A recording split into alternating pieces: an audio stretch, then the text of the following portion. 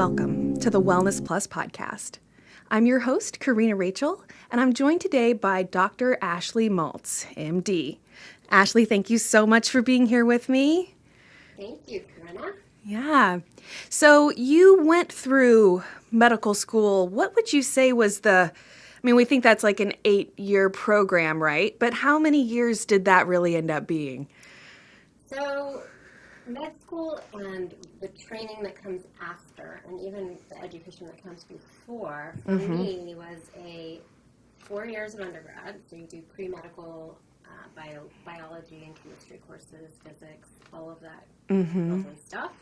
And while you're there, you take the MCAT, which can be a pretty rigorous process for some. Then you may or may not get accepted. Fortunately, I was accepted, and on the first go-around, that was 4 years.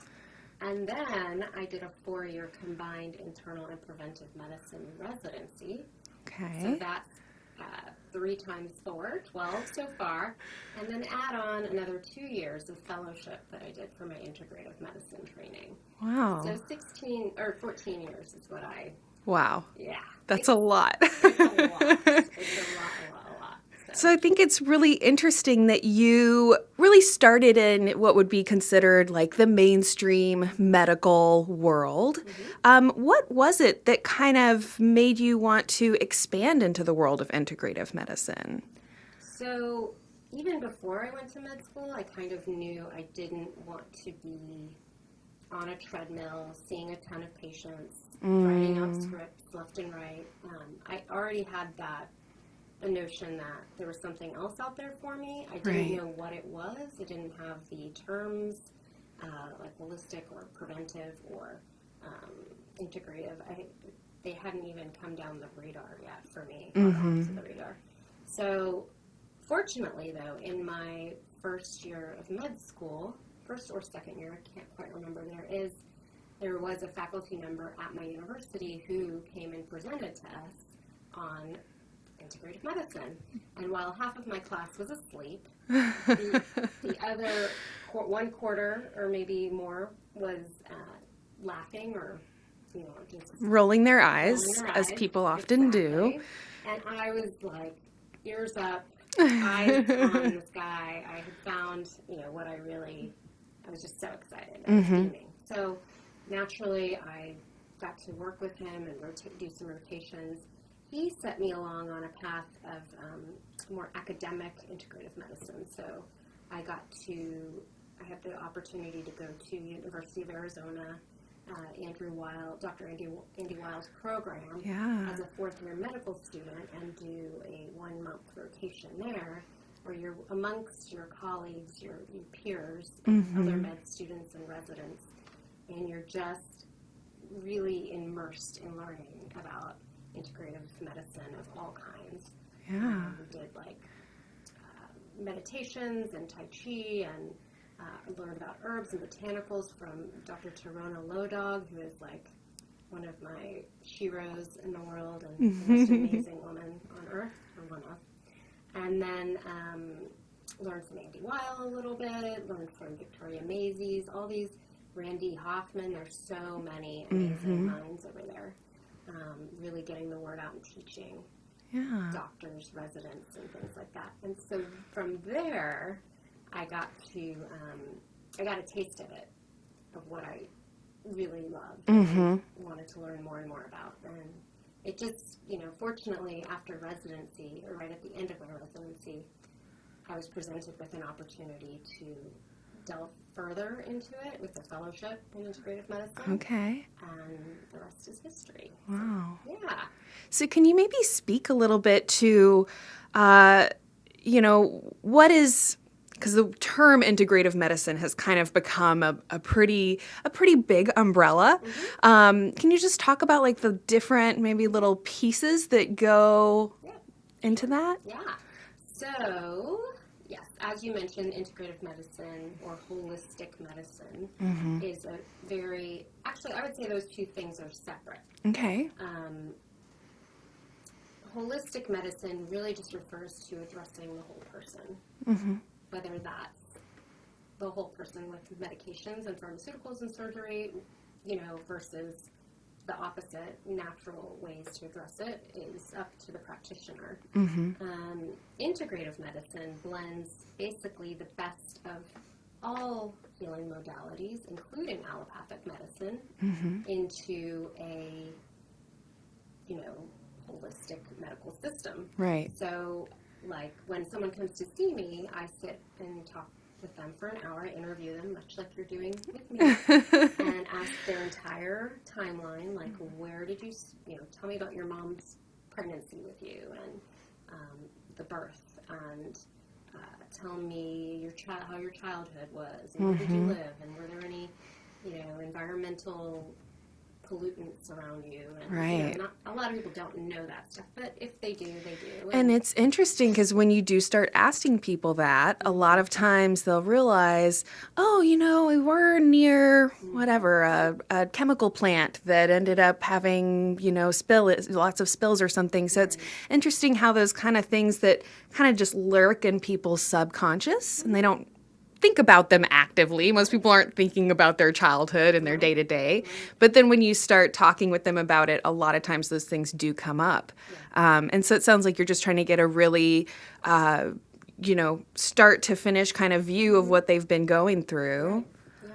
So interestingly, in Native American medicine, here in the U.S., and maybe elsewhere, I don't know, I've learned that they will they don't even interview you as the patient. They'll call in, where's your mom, and your grandmother.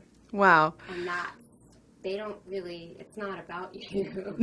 It's about the lineage and, how things are passed on energetically or spiritually. And wow. So, I am not a shaman. I wish I was, or a medicine woman. But I have picked up pieces from all kinds of cultures all over the world. Wow. And a lot of what we try to do is evidence-based. So there should be some studies at least showing no harm or little harm or knowing where the harm is. Right.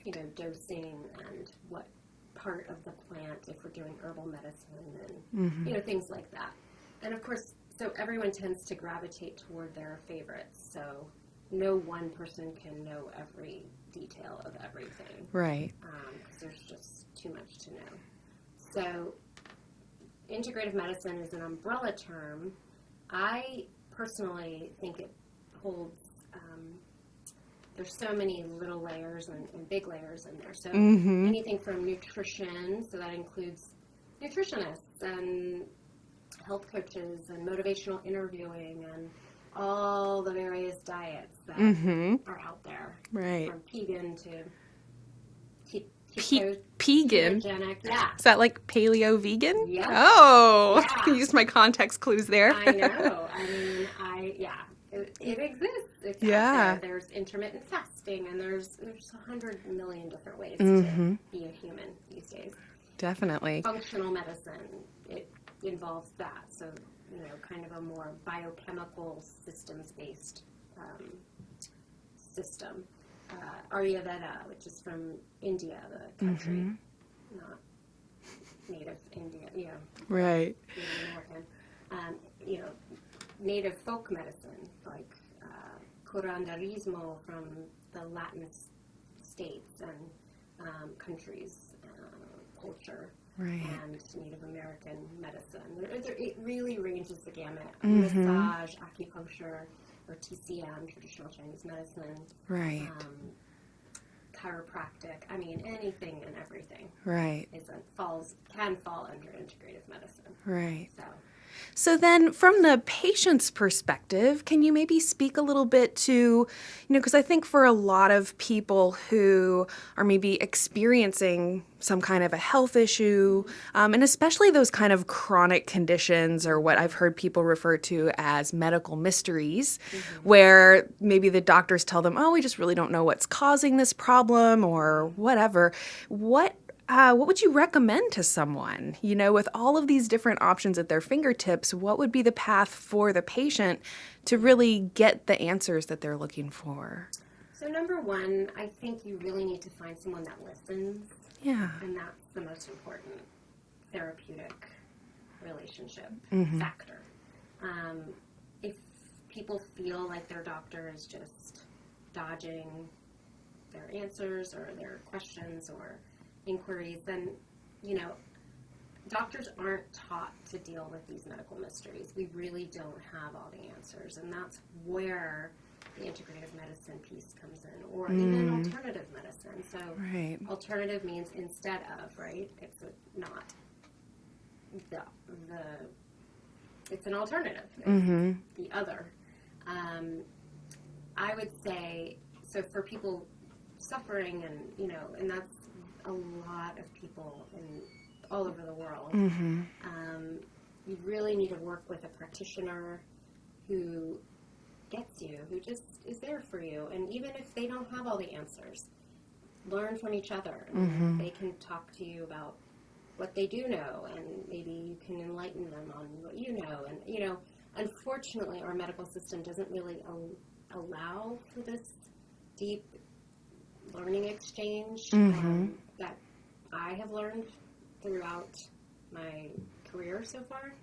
However, there are ways to find that, and there are some really, really dedicated, passionate, allopathic Western docs who just, they just don't know. We get 16 hours of nutrition training in medical school. Wow. And all so out of you just said it was around 14 years, but I know you did a lot of that additional integrative training.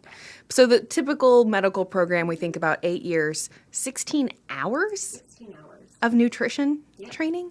Wow. And really all it is how do these specific compounds break down in the body? How are they digested and metabolized? Wow. And utilized in the body. Other than that, we're not getting you should tell your patients to eat 5 to 7 or 12 servings of vegetables a day. These are what whole grains are, and this is, obviously people pick that up, and there are doctors giving out that information. They didn't need extra training. We all know vegetables are better for you than French fries and pizza. Right. That's intuitive, but so it's you can't say one is good. There's one thing that's good and the other is bad. Everything should be working in harmony. Yeah. And really complementing each other in that way. So. Right.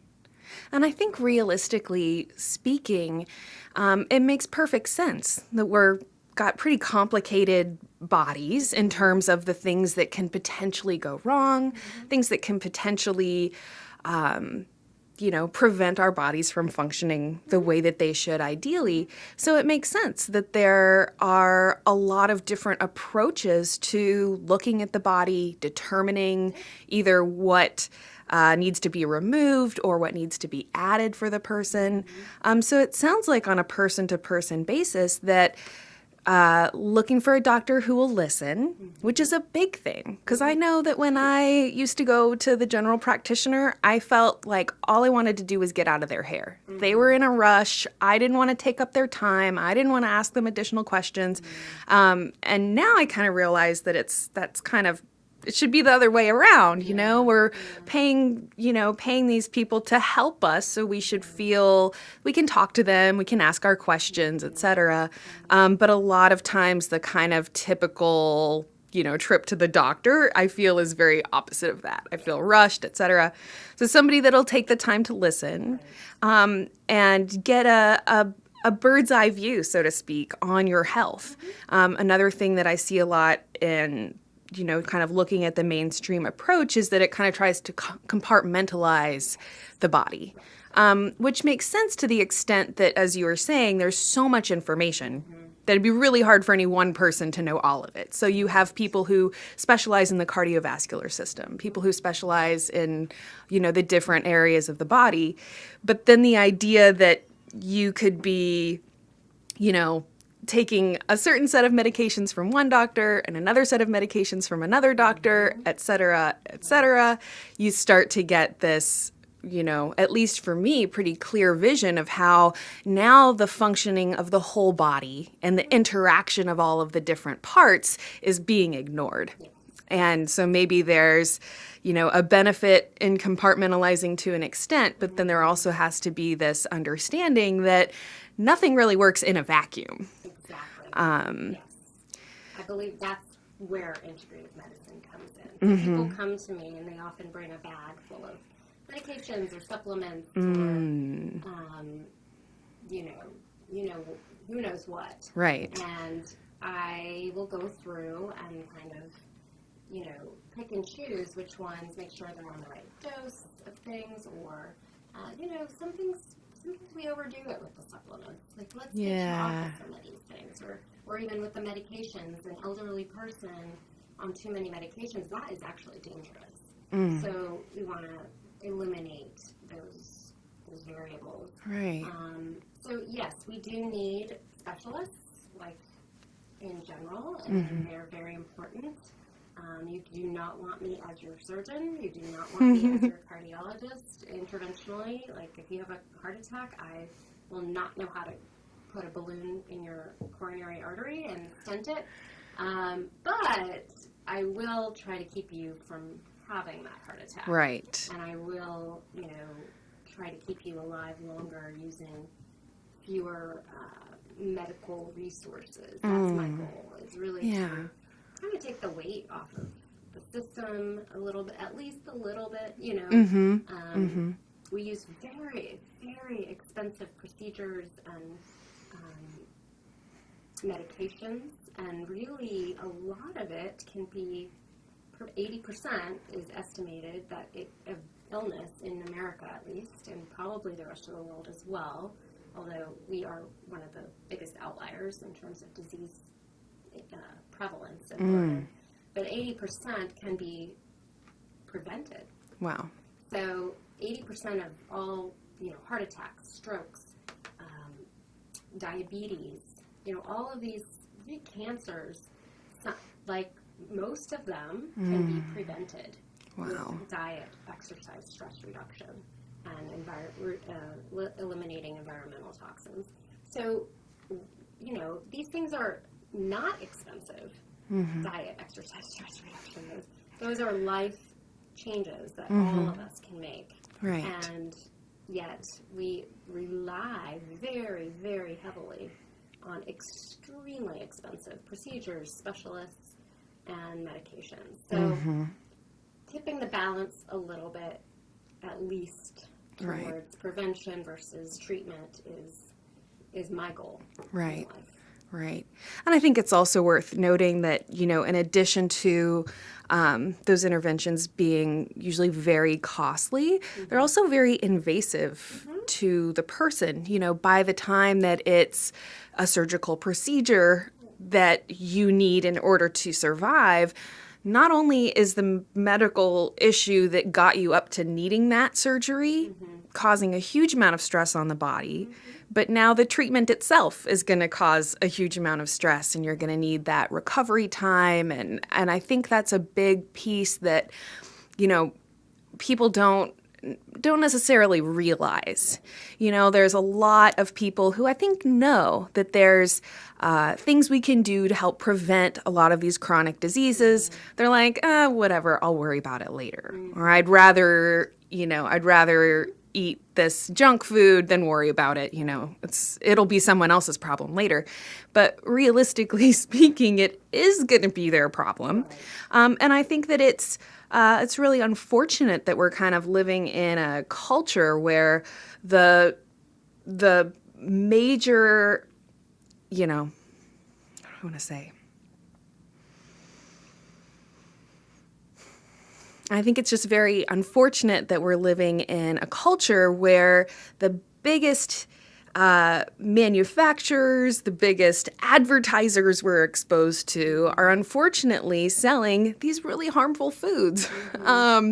You could talk about the refined sugar, the general processing, the GMOs. I mean, just looking at what we are not only have access to everywhere, but what they are using, billions of dollars to advertise to us, that I totally understand why people are feeling like, I'm going to go through the drive-thru and worry about it later. But at the same time, if you can maybe get an idea of like what you're really setting yourself up for, at least for me, that becomes the impetus to choose something healthier, to, make time for exercise, or I think the managing stress thing is so big right now. Yeah. And I remember when I used to hear people like, oh, you got to avoid stress. I thought, well, that's impossible. Yeah. Like, could you come up with a more like ridiculous thing to tell someone to do? Well, try to avoid stress. So, one of the things we're really dedicated to with Wellness Plus is trying to teach people how you manage stress. Oh, well, you do a couple minutes of deep breathing. You make a meditation practice or a yoga practice, something that you're doing specifically to help manage your stress levels and reduce your cortisol, et cetera. Go outside. Yeah. You're in nature. You're physically active. You sleep more. Yeah. All of the above. And I think it's so funny because when you are looking at the kind of holistic or more natural approach, it does kind of come down to those things like, well, eat your vegetables, get plenty of sleep. And people kind of, shrug their shoulders or roll their eyes at those things. But I think it's really interesting, on the other hand, hey, those, like you kind of mentioned a second ago, those things are actually really easy to do. But what does it take to really inspire people to do them? That's a $1 million question. I think if we knew that answer, every person on the planet would be living a hopeful, happy life. Unfortunately, the influencers around us are not interested in our health and wellness per se, or maybe they say they are, but they really aren't. They're interested in their bottom line, and they want to sell more cookies and candies and crackers and sodas, and that's their bottom line. Right. And more French fries, more all of it. And don't get me wrong, those things are delicious. Who doesn't love them? Right. But, we fall into a trap. When you eat the food that's there, and you don't have time, you're stressed, you're eating whatever's there, your cortisol levels are higher, your sugar content, your goes up, your the blood sugars will go up, and then you're not sleeping well, you're not digesting well, and then you wake up feeling crappy again. It's a vicious cycle. And so, working with people one-on-one, or, some people do group visits in integrative medicine, which I used to do in my old faculty position. It's really therapeutic. It really helps people kind of, oh, well, what can I do right now to improve my health? And it doesn't have to be, I'm going to run a marathon. You don't have to become a CrossFit champion. Right. You can just add some more vegetables to your plate with each meal. Right. Just one serving extra, and take away, that fried food, or that one less serving of that. Take away the soda and substitute with unsweetened iced tea, or whatever it is. Right. That's why we need an army of people doing this one-on-one, because every person will be different. Right. And there is no one size fits all, unfortunately. It'd be a lot easier if there was. Right.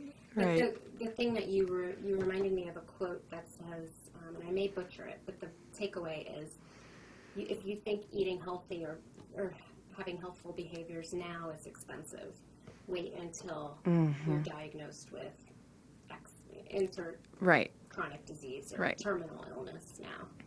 So people are like, oh yeah, diabetes, that's manageable. Okay, it is. It's very manageable. But you're literally taking a piece of needle and sticking your finger 3 to 4 times a day, depending on your control. You have to have the supplies, the test strips to do that. Those things are expensive.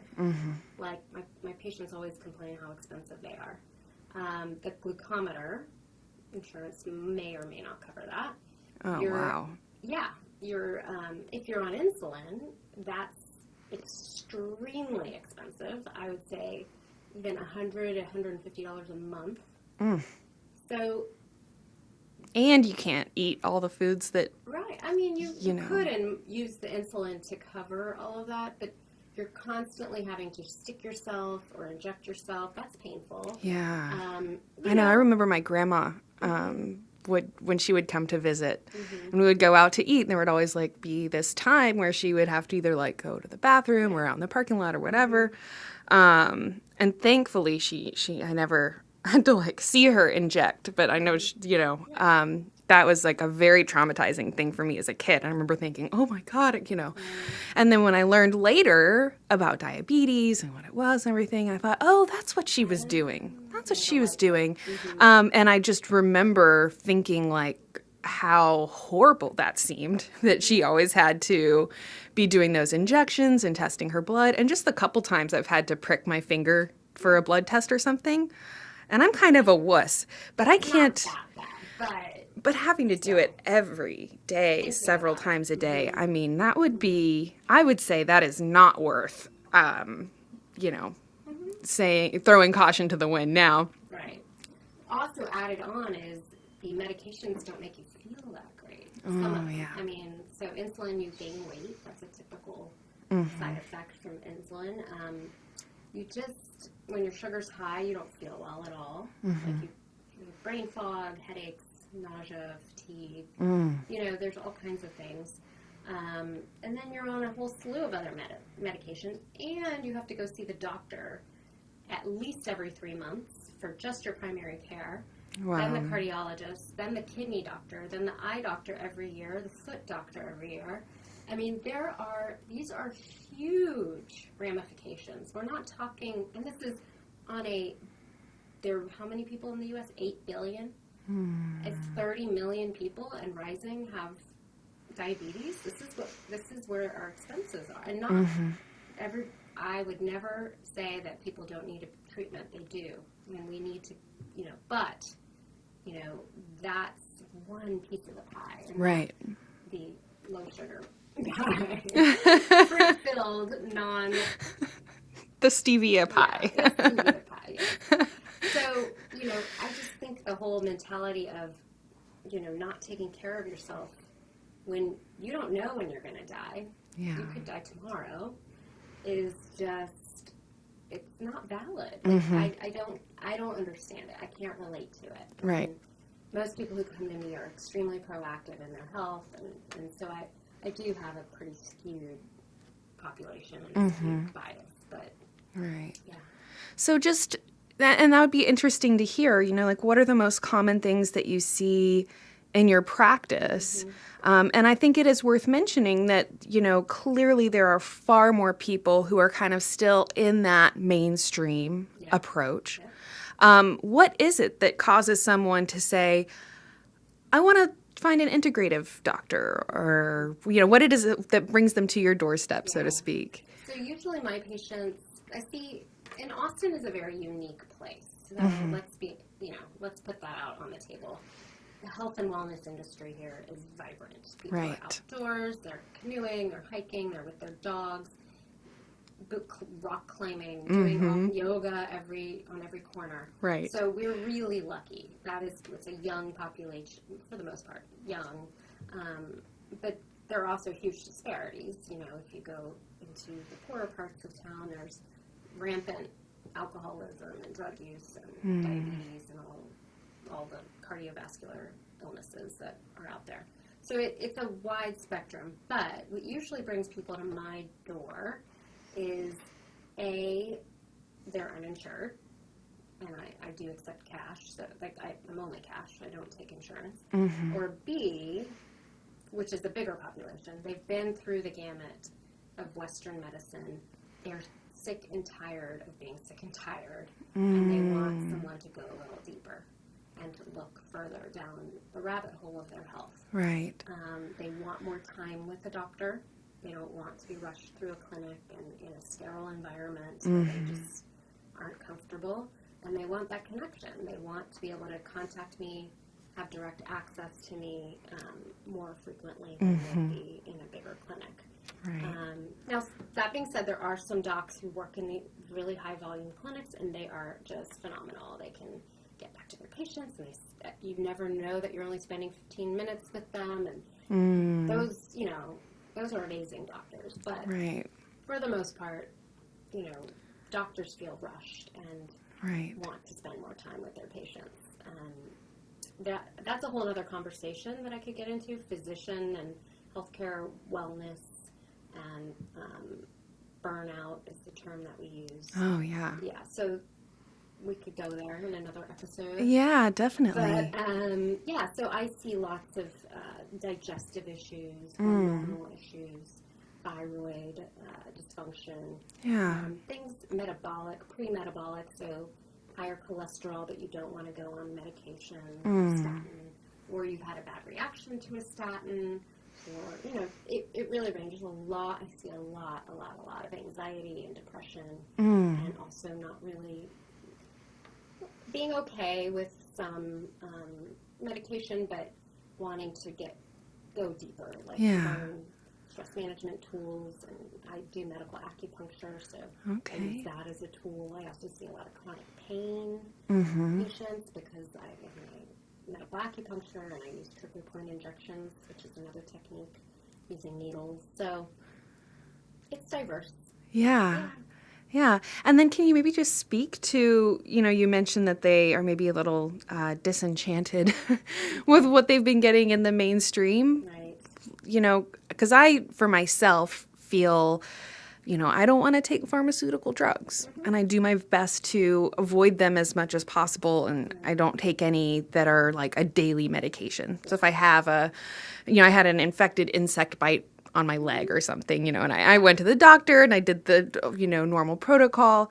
But in general, I have just a general feeling that I don't want to be taking those medications. But what is the experience for people who, are in that system that cause them to want to look outside of it? I think people are just opening to the fact that there are alternatives. Many people, for so long, the doctor was a pedagogue, like this demigod, like someone you admired and looked up to in the community, and at what they said went. Like that's it. That's all you had. Or not. If you could have been in an indigenous community in a rural area, and you have lots of folk medicine, and you're all natural. But the majority of Americans, I would say, we're on the opposite side. Where, doctors in the Western world, actually, doctors were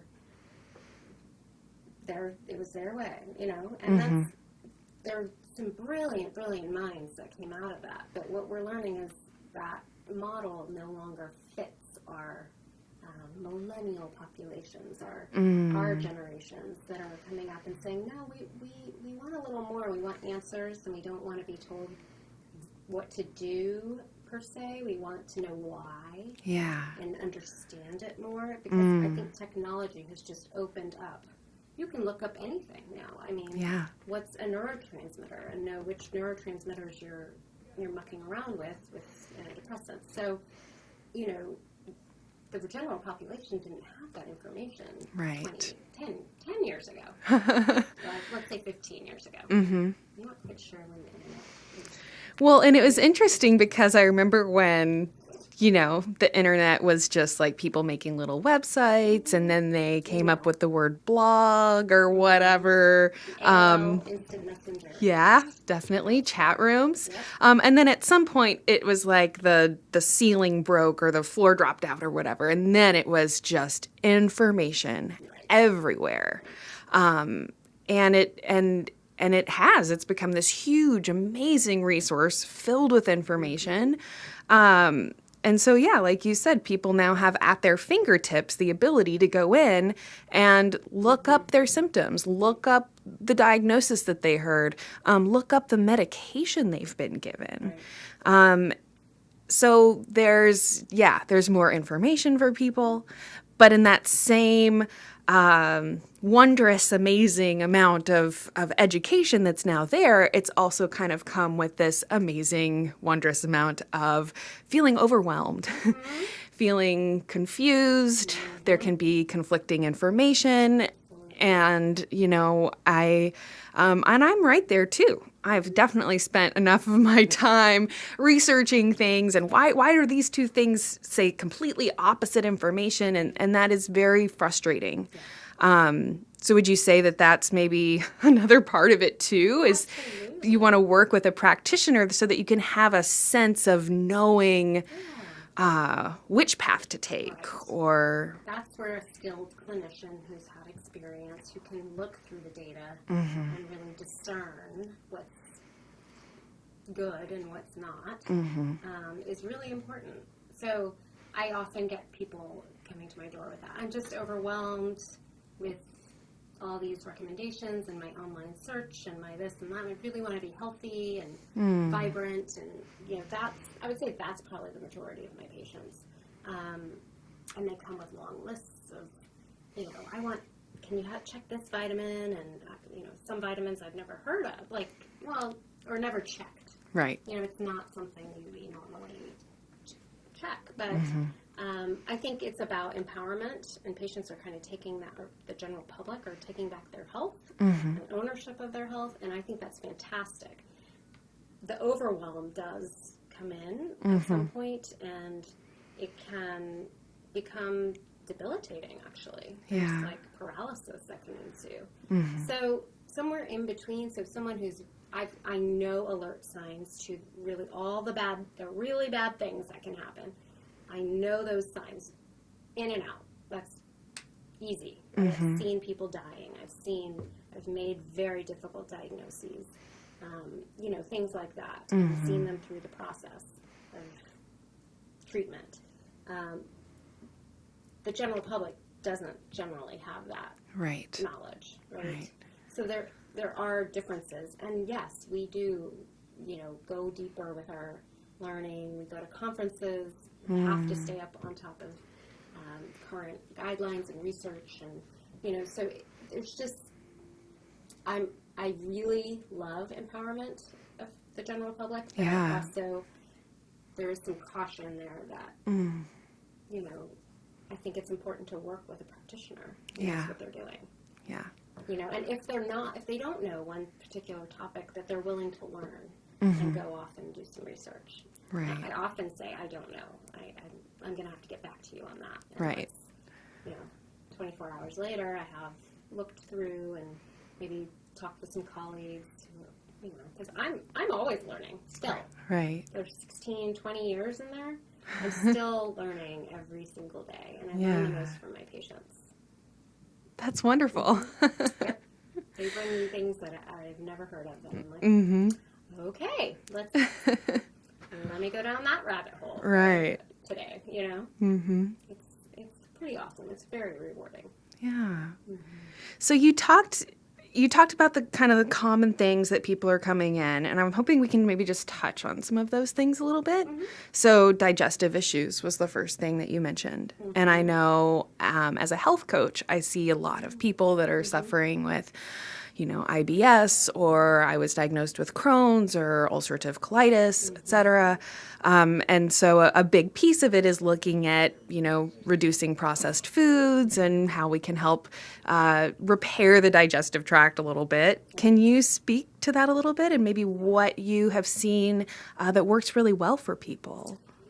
So I love IBS because I have had it for many of my adult life years. And when I'm really stressed out, it tends to act up.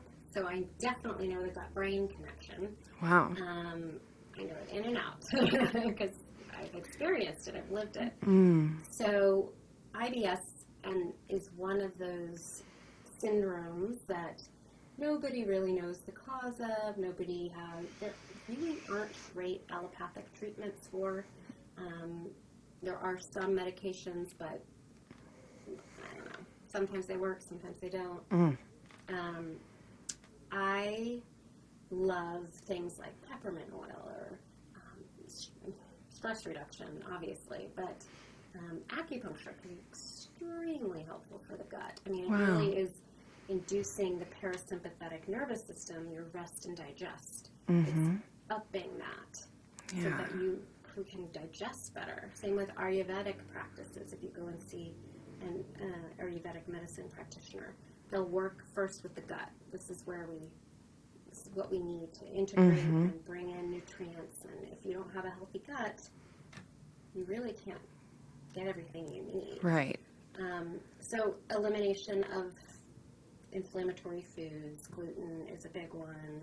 soy, dairy, peanuts, just various ones for every person. I usually take someone through an elimination diet to start, or we'll do some stool testing through outside labs and or food sensitivity testing, depending on symptoms. And then we, repair. So curcumin, turmeric is one of my favorites, and L-glutamine, which coats and soothes, fixes leaky gut, and aloe vera juice, and ginger. I mean, there's so many amazing plants and supplements that I love to work with. Right. So it's a wide and diverse topic, but it's also near and dear to my heart. Yeah. IBS and Crohn's and ulcerative colitis are also had pretty good success with helping those with similar treatments. Yeah. They are just autoimmune inflammatory disorders that have just kind of gone. Yeah.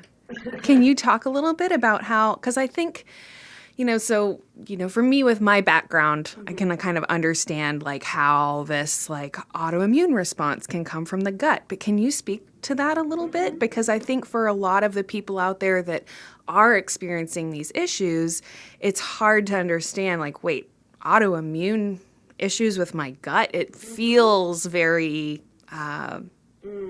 it's not as, Well, just like that feels foreign to us, there are foreign particles that can get introduced into the gut. In fact, everything is pretty much foreign unless it's seen as self. And the body, the majority of the immune system lives in the gut. We've learned this just over the last 10 years or so. So IgA is the first knight on the charge. He or she is there and ready to slay dragons, whatever comes its way. So they line all the, also in the nose and the mouth and the secretory pathways. So they're all their first line of defense, other than your skin, your external barrier. So the minute you take something in, your body is saying, is this me or is this something else? Is this foreign? And if it senses that it's foreign, it will attack it and destroy it. That's its job. Right. And hopefully most of that comes out in the stool. But if you've had inflammatory insults or problems, throughout we've had so many hits, we call it, like the 2 or 3 hit theory. You have a genetic predisposition, or so people in your family have had similar issues, or you've had extreme stress or trauma, or you've really not eaten well. You have all these, the perfect storm comes together. Your gut lining actually separates into, at the gap junctions. So I wish I could draw you a picture, but anyway, this protective barrier that keeps your gut intact, and the outsider's outside and the inside gets damaged. And so particles from the gut can get into the bloodstream. This is what we call leaky gut. And it sets off inflammatory cascades throughout your body, because it should not be in your bloodstream at all. So this is where I start for the majority of people, even if it's just learning deep belly breathing to improve that parasympathetic rest and digest tone of the vagus nerve, which tracks all the way down. I'm sorry if I'm getting too No, I love it. Okay. I love it. Thank you. But it's about balance and about finding. Everyone has to find their own tools. Right. And I think it's so interesting that you would bring up, like almost the first thing you mentioned is, when I'm stressed, I definitely notice that these issues flare up. And I think it's, again, one of those things where we've all experienced stress. We know it's unpleasant. We know what it's like to feel frustrated. We know what it's like to feel at your wit's end or whatever. But I don't think there's a clear understanding of like, okay, but what is that doing internally? Right. Like clearly the mental and emotional experience of stress is pretty unpleasant. But I think recognizing that, there's this whole kind of domino effect that stress, that maybe like emanates from stress, and that the digestive tract is like a big piece of that. So speaking about the parasympathetic nervous system, and this is a concept that comes up a lot with my health coaching, is helping people understand that, hey, all the time that you're spending in that like stressful fight or flight kind of mode, your body's kind of under attack. And so if you're always in that stressful state of mind, then all of these little things like your body healing and repairing, your body making new muscle tissue. So many of the people I work with are trying to lose weight or they're trying to get really fit. And, they end up revealing that they're only sleeping like 3 hours a night so they can get up early and go work out. And I'm trying to instill that, actually your body can't even repair and build muscle or do whatever if you're not sleeping. So I think recognizing that there's this big link between stress and digestive issues is a really big piece. It's huge. It's huge. I mean, the terms that have come out just in the regular vernacular, dialect is, I got punched in the gut and I sensed it in my gut, or gut feeling. Gut feeling, yes. I mean, it all comes down to the nervous system in the gut. Wow. And some would argue energetic systems in the gut, that it can sense things before it's going to happen. So there's that whole energetic perspective. But so fight or flight is a useful process. It's normal. We need that to get up in the morning. We need it to stave off someone who's attacking us. Hopefully that's no one, but right. We don't need it every single day, all day long, which is what our society is living in constantly. And that's a lot of why we have such high rates of illness and disease. We don't rest. We don't rest well. Yeah. We feel like we constantly need to be working. And I fall guilty to this just as much as anyone else. It's about learning how to dial that down, right. Using tools that we've been guided to use, like deep belly breathing or meditation or yoga or even acupuncture, and really working on yourself and taking responsibility. I think that's a big factor. Right. And just making time for it, and sometimes because I think that we're all that way. And I actually had a previous guest who, I can't remember the exact term she used, but basically we're just like in the world of busy. Like everyone is encouraged to be busy, and you see someone you haven't seen in a while and you're like, oh, how are you? And they're like, oh, I'm so busy. Yeah. And like we kind of take pride in being busy all the time. So just kind of knowing that, hey, just as important as it is for you to work and get all this stuff done, it's just as important that you set aside a little chunk of time for not doing anything, for relaxing, making sure you're getting sleep, etc. It's so important. We've really, unfortunately, kind of we've really not attended to our self-care needs with the advent of increased technology in our lives. We're doing more and stressing more, and it's just a nonstop. So I am all about rest and digest and relaxation and not being so hard on ourselves. Yeah. And this has been a personal lesson for me as well. I am not high and mighty. I am not above all of this at all. I mean, it's a daily practice every single day. Yeah. How can I make more space in my life? How can I let go of control? How can I be more kind to myself and others? Every single day. And some days I'm better and some days I'm not, and I am human. But I think if we all did a little bit more of that, then the world would be a better place. And we would be much happier. Definitely. Most people are not happy. Yeah. So speaking of most people being not happy, one of the other things that you mentioned was, that you see a lot of anxiety and depression and things like that. Can you maybe speak to a little of what you've seen be helpful with those issues? So a lot of it comes down, I think, also to some of what we've been talking about. Lots and lots of downtime is needed to repair, and there are physical reasons why people aren't feeling well mentally. So if their gut is damaged, then we need to repair it, and things like that. But so food is really important. Rest is really important. Proper sleep. If they're not getting oxygen to their brain at night, like they're snoring or have a deviated septum that is causing their oxygen to go low, that needs to be addressed. There are medical reasons why you may be depressed or anxious. But the number one culprit, I think, is busyness, the news, and like technology, and not turning off. We feel like we always have to be plugged in. Social media, and I love social media, don't get me wrong.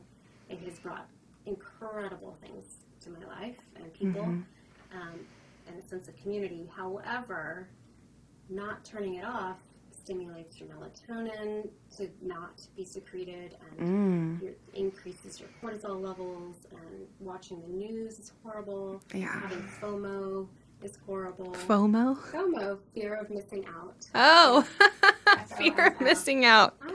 So true. Wow. So true.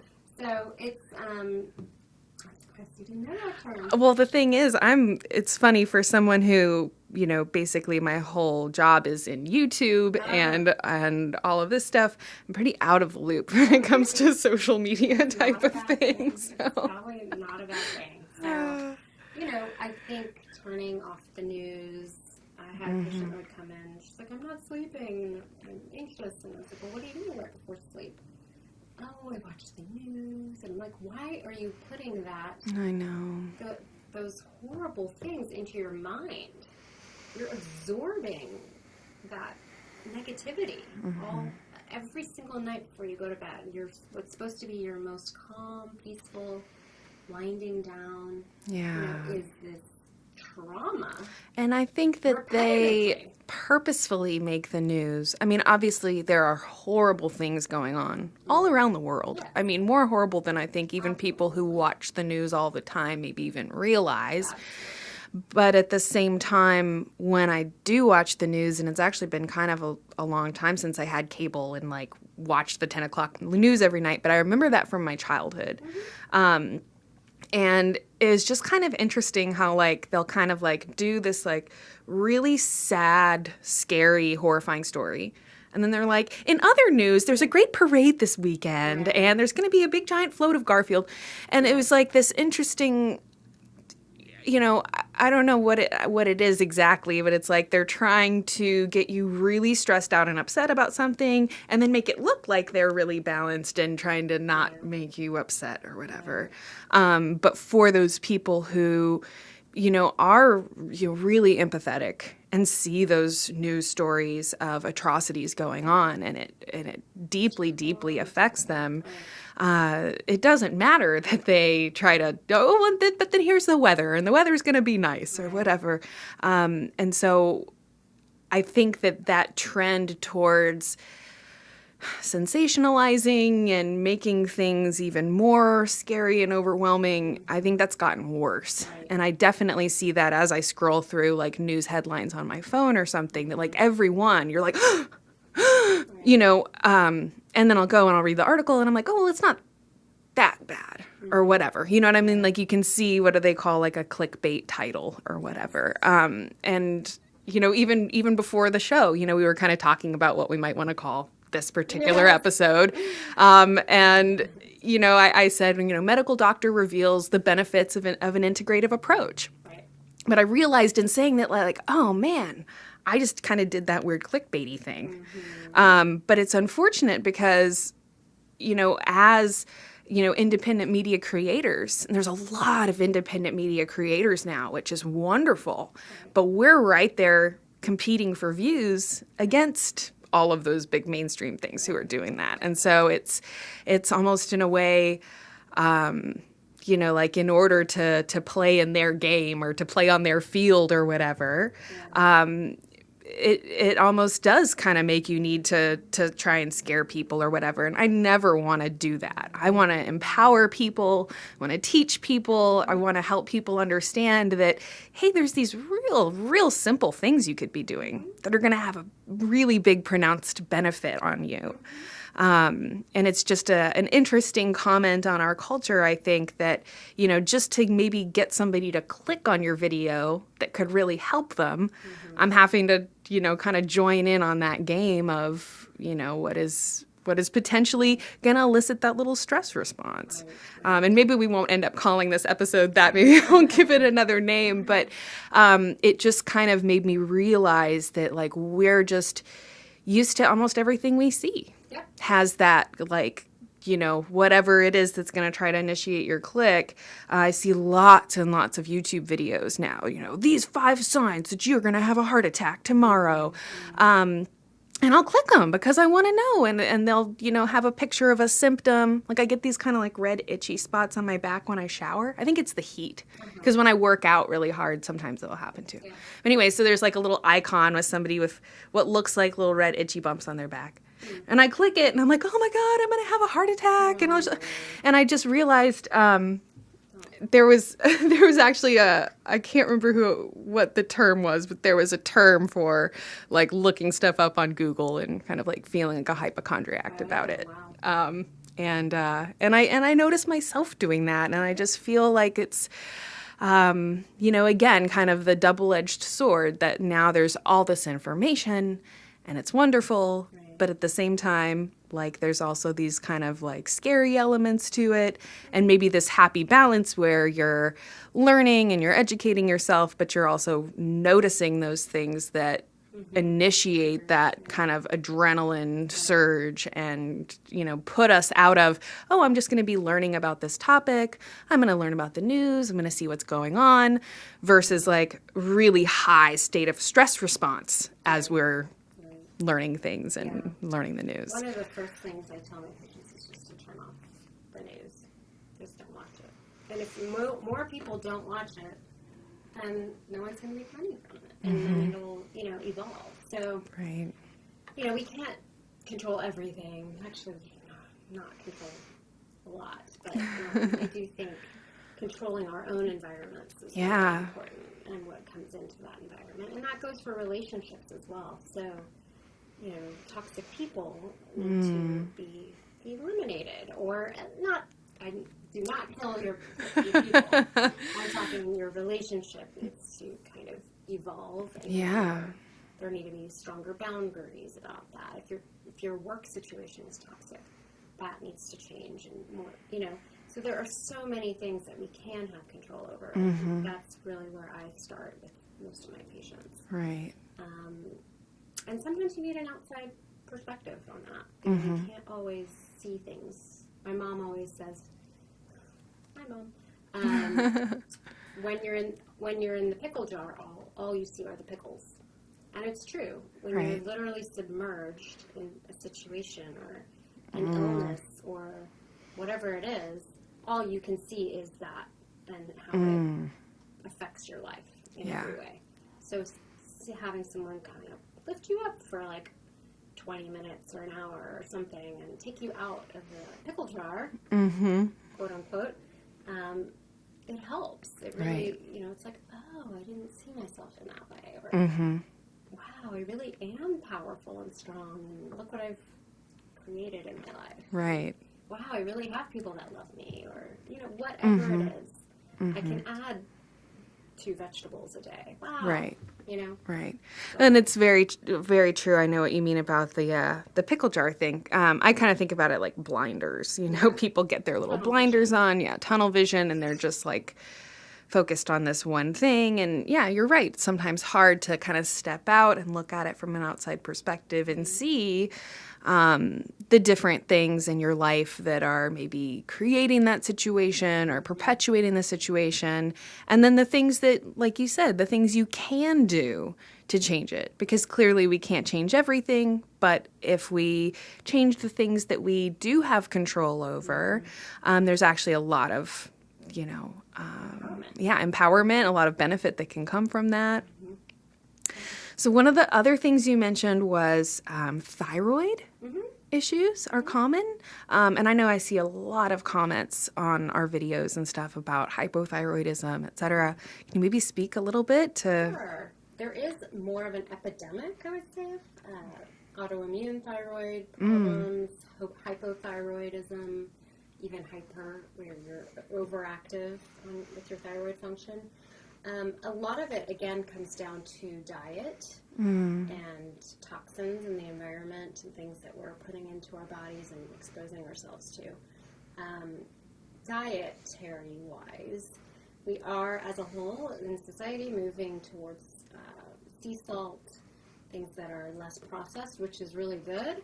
However, we aren't getting the iodine that we need in our daily diet to help the thyroid function. So iodine is, you have to have iodine in order for your body to function. And the ways we can get that in our diet is eating kelp or seaweed.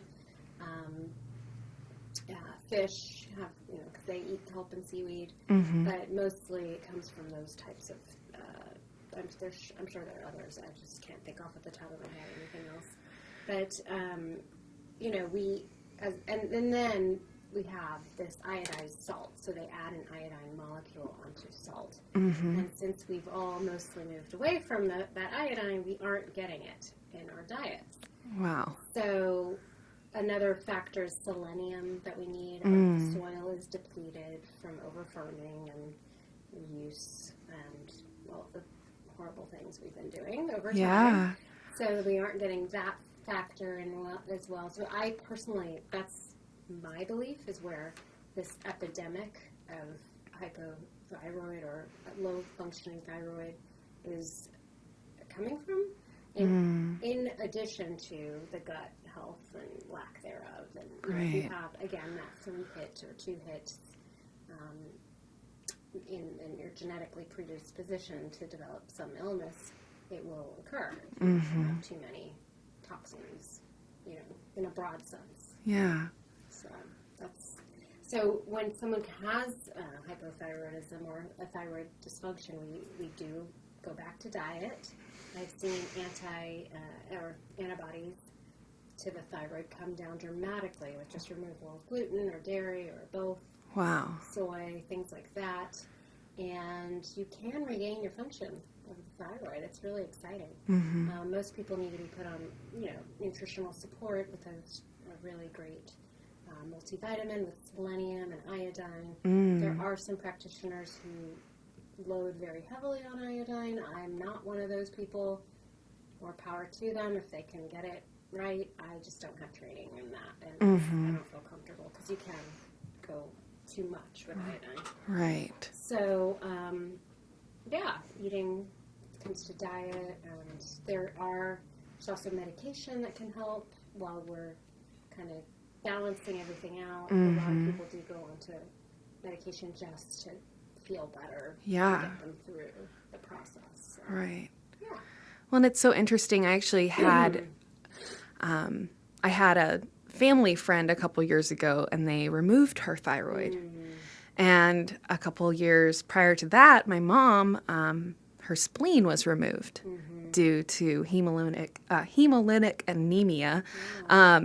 But anyways, in this whole thing of like removing entire organs just feels very wrong to me. But I think maybe it's again interesting that, we take this really invasive treatment that has become pretty common. Just 2 people that I know in my life personally. And then you start talking about helping the body recover, helping to restore thyroid function, and maybe it's as simple as just removing these aggravators from the diet, bringing in some nutritional things that need to come in. So I'm just so excited to continue this conversation with you, and really look forward to having you back on the program. Thank you so much for being here. Thank you for having me. It's been a pleasure. Definitely. I want to thank all of you for listening. I hope that you have a wonderful rest of your day, and I hope that you will join us again for the Wellness Plus podcast. Thank you so much for listening, and I do hope you'll join us again. Have a great day.